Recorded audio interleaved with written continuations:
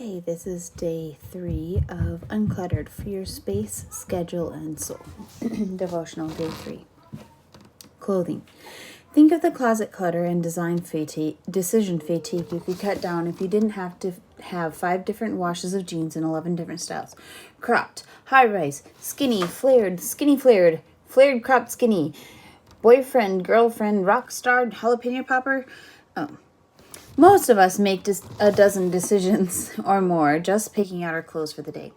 This process is repeated every morning. Add a preschooler, a toddler, and a shifting postpartum figure to the mix, and you have a recipe for decision fatigue with a smattering of self-hatred thrown in for good measure, each and every morning. A Lenten experiment. Then it hit me. Maybe this Lent I could pare down my wardrobe, simplify my mornings, and eliminate my daily closet-initiated decision fatigue all at one time. I would give up wearing colors. I began folding all my colorful shirts and pants and dresses and stowing them in a bin.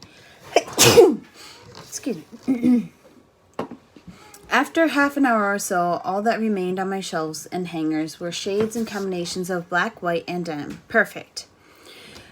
Cut to a year past the end of Lent, and now when I get dressed, I have time to clear my head, settle my thoughts, go over my calendar, talk to Jesus. I have time to look into the eyes of my kids, often while yelling, "Don't touch the flat iron, it's hot." I only make 2 or 3 decisions in my closet instead of a dozen or more. Getting dressed has grown exponentially easier. The simplicity of my wardrobe brings me near constant joy. Reflection, discussion, questions. The more choices you make throughout the day, the harder each one becomes for your brain, according to science writer John Tierney. It's why we are more likely to make an impulsive candy purchase in the grocery store checkout line than the first aisles of the store. How does getting dressed in the morning contribute to your day's decision fatigue? Question 2. Think of the woman of Proverbs 31, clothed in not the latest Pantone hue or the greatest Israelite trunk show jewelry, but in strength and dignity. In the New Testament, Peter reminds the women in the church that their beauty should come from within, not from their trendy clothing or stylish hair. How can fewer options actually be a blessing? In what areas of your wardrobe do you have too much of a good thing?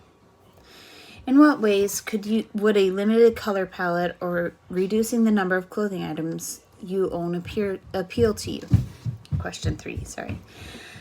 And question 4, read Isaiah 26, 3-4. What role does peace play in your morning routine? How can you arrange your mornings to better accept God's gift of peace? How might decision fatigue drain valuable emotional energy from spiritual things? Question 5. What spiritual practices do you wish you had more energy or time for?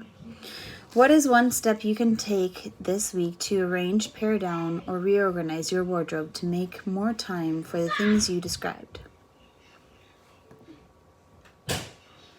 Bible verses. Isaiah 26, 3-4. Thou wilt keep him in perfect peace, whose mind is stayed on thee, because he trusteth in thee.